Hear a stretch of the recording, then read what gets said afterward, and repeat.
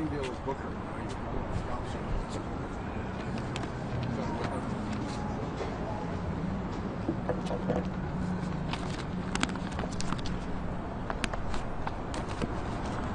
If Nibs is here, we can begin.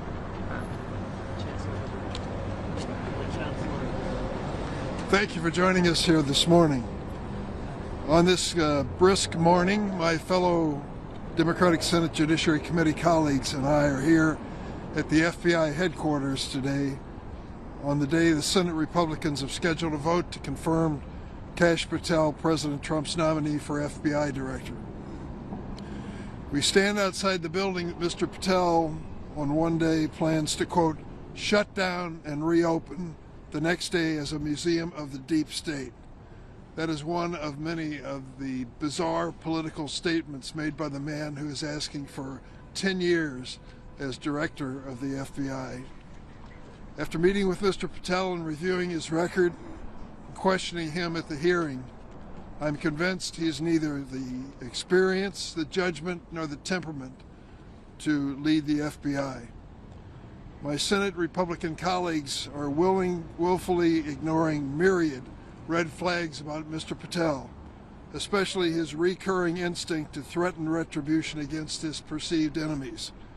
This is an extremely dangerous flaw for someone who seeks to lead the nation's most powerful domestic investigative agency for the next 10 years. What is this all about? What is Patel's mission? It's pretty clear the first item on his mission is to revise history, to somehow blame the police for January 6th, to call the National Guard cowards in uniform, quote unquote, cowards in uniform. Before his nomination, Mr. Patel was an endless source of outrageous conspiracy theories that benefit President Trump, claiming that January 6th was, quote, never an insurrection, quote unquote, and that the FBI was, quote, planning January 6th for a year. Planning January 6th for a year, he said of the FBI. It's not only dangerous, but what he's doing is irresponsible. Mr. Patel has even gone so far as producing and selling recordings of songs performed by the January 6 rioters who violently assaulted police officers. Mr. Patel calls these rioters political prisoners. Patel's sympathies are clearly for the convicted mobsters and not the police who were their victims. And now he wants to be the director of the #1 criminal investigative agency in the world. I was there that day on January 6th, as many of my colleagues standing here with me. Those insurrectionists are not political prisoners. They were rioters on a mission from Donald Trump. Before even being confirmed as FBI director, Mr. Patel was already seeking retribution on behalf of President Trump, despite his status as a private citizen. What is happening now, we verified through multiple whistleblowers inside this building and beyond. The new administration is cleansing the ranks of the FBI of anyone who may have participated in the investigation of January 6th. We are talking about 5,000 people in the FBI who were doing their duty as asked. 5,000 out of 38,000 who now stand subject to the new administration's scrutiny. Multiple whistleblowers have verified this information over and over again. Senior leaders with collectively 100 years of experience have been forced out, creating a leadership vacuum here at the FBI. Thousands of line agents fear losing their jobs simply because they were assigned to work on cases involving January 6th or President Trump. In the FBI's long history, this has never happened before. There was only one political person in the FBI, the director. All the others are professionals, law enforcement professionals, risking their lives for the safety of America. Mr. Patel has been open about his plans to dismantle the FBI and seek retribution. His directives as a private citizen have already thrown the Bureau into chaos before the actual vote. Mr. Patel will be a political and national security disaster if confirmed. My Judiciary Democratic colleagues and I have continually sounded the alarm. Now it is up to a handful of Senate Republicans as to whether they have the courage to step out and do publicly what they have told these FBI agents they want to do, and that is vote against Kash Patel. What is at stake is the future of the FBI, and I look forward to this vote today in the hopes that they'll come forward and join us in this effort. Next is Senator Whitehouse. Oh, what's his name? Senator Sheldon Whitehouse. Thank you, Nick. Got to hold on to this. Yeah.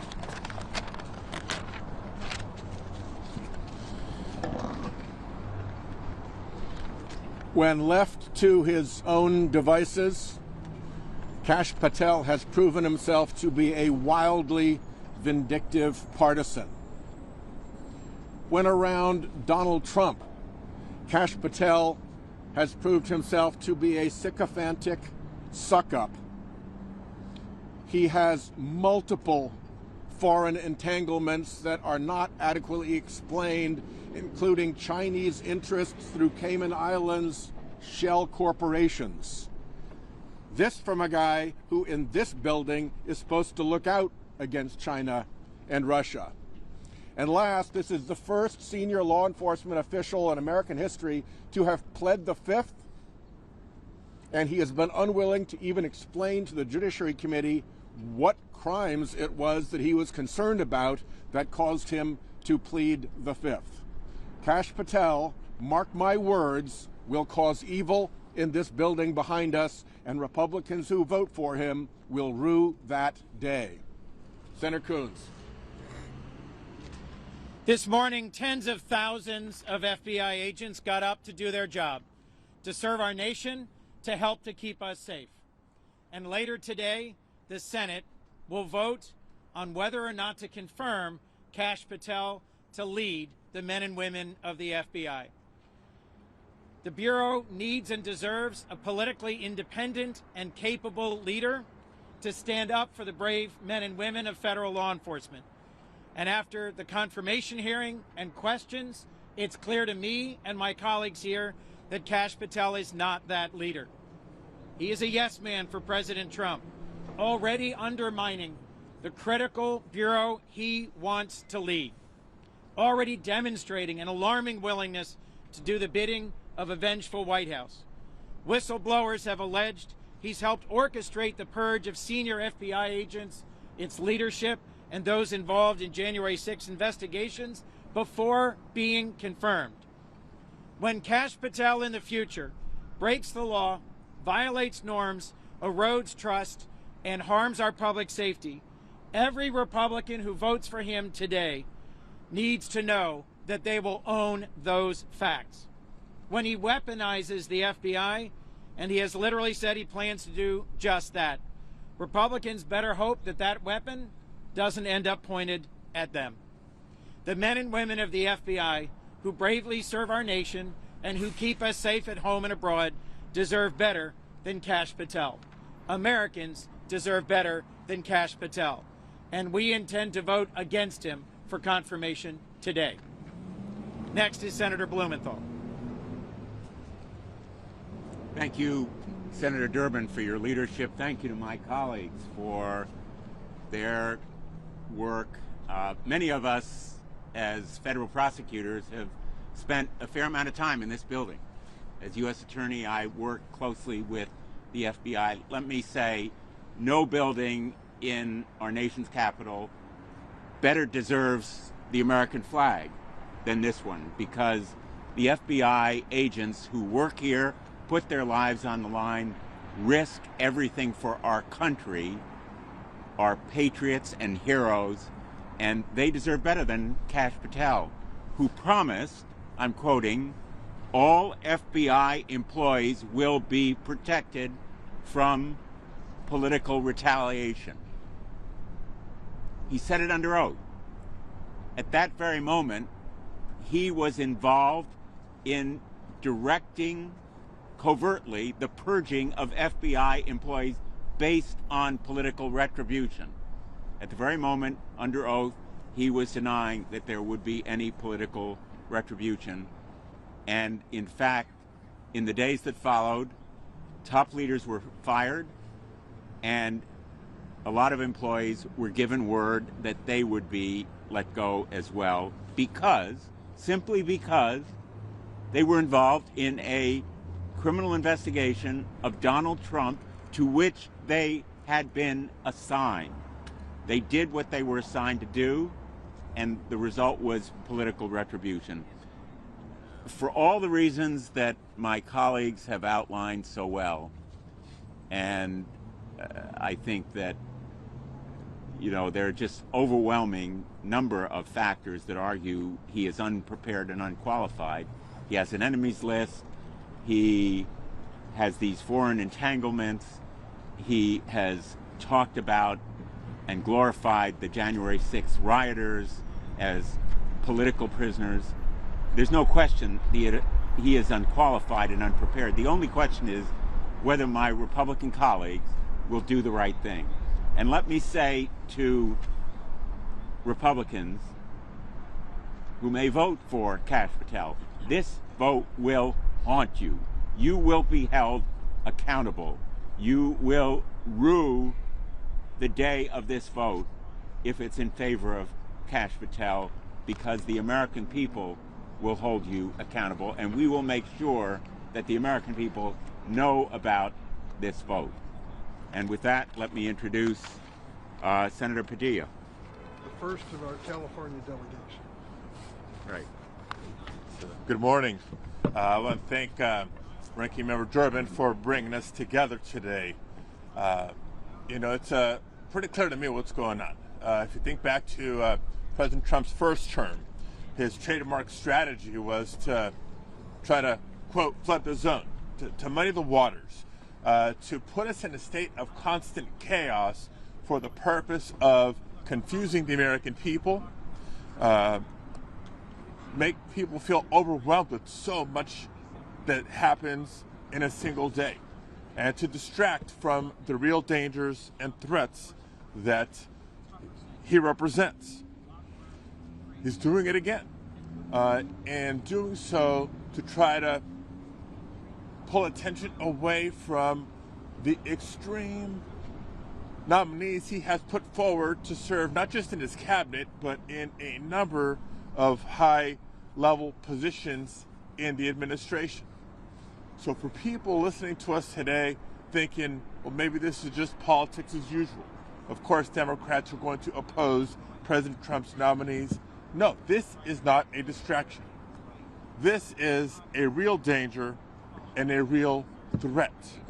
Only in the year 2025, when President Trump has the Republican Party basically in a headlock, can an extreme nominee like Kash Patel be put forward with the support of the president and seemingly the support of Republicans in the Senate. Kash Patel has consistently demonstrated, as you've heard over and over this morning, a complete lack of judgment, a lack of preparation, a lack of the independence necessary to serve as director of the FBI. So no, this isn't just politics. There is a real threat to the safety of Americans in every community across the country. If he is confirmed, the purging of law enforcement will continue. If he is confirmed, this department will be weaponized as he has threatened to do. If he is confirmed, Americans will be less safe. Now, we expect this from the president. The question now is to our Republican colleagues. Will they abide by their oath of office, their commitment to the Constitution, their loyalty to their own constituents, or will they too fall behind the wishes, behind the whims, behind the dangerous agenda of Donald Trump? That is the question at hand. And as you've heard from my other colleagues, not if, but when Kash Patel breaks the law, when the FBI misses an important lead and a crime is committed in the United States because the FBI was redirected to a political agenda, not our public safety, every member of this committee or every member of the Senate who votes for Kash Patel will also be held accountable. It's now my pleasure to introduce my colleague from the state of California, Senator Schiff. Thank you, Senator Padilla. More than 30 years ago, I served as an assistant U.S. attorney in Los Angeles for almost 6 years. There wasn't a finer law enforcement agency that I worked for at that time, nor have I witnessed in the 30 years since than the FBI. But inside that building right now, there is a purge going on. Inside that building, FBI agents who have dedicated their careers to protecting the public are being purged from their offices. Thousands of FBI agents have been sent questionnaires asking them about their work on the January 6th investigations. And let's just take a moment to understand what that's all about. On January 6th, a violent mob attacked the Capitol, beat police officers, bear sprayed them, gouged them in the service of an even bigger crime, which was stopping the peaceful transfer of power. Not only were these agents who are being purged assigned those cases and did their assignments, but they did so in a righteous prosecution against those involved in attacking police and attacking the peaceful transfer of power. But they're being purged. And the man that they would have head the agency, the man that Donald Trump would have head this agency, is someone who made common cause with those violent attackers. This is someone who joined them in song, helped produce music by these people who beat and gouged and bear sprayed law enforcement officers. This tells you something about the character of Kash Patel, or rather his lack of character. This is someone who has said he wants to close down this building and open it up as a museum of the deep state. This is someone who, when I asked him whether he was aware of any firings within the Bureau or any potential firings within the Bureau, said he didn't recall. Said he didn't recall when whistleblowers have said he was deeply involved in those firings of top FBI personnel. This is someone we cannot trust. This is someone who lacks the character to do this job, someone who lacks the integrity to do this job. We know that. Our Republican colleagues know that.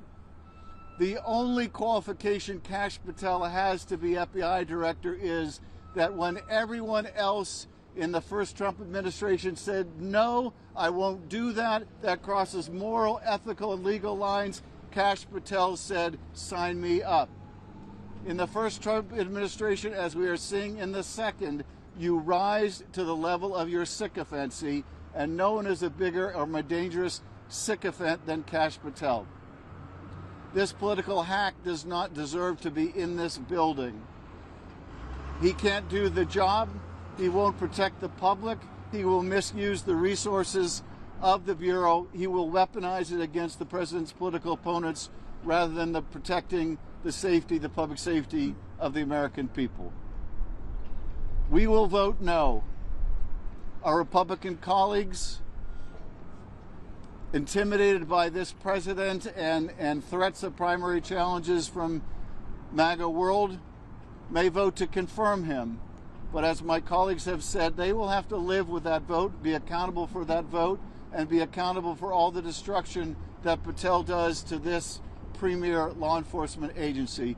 We stand, us Democratic members of this Judiciary Committee, stand shoulder to shoulder with the professionals in the FBI, with law enforcement everywhere, and we wish our colleagues would do the same. And with that, let me proudly introduce my colleague, Peter Welch.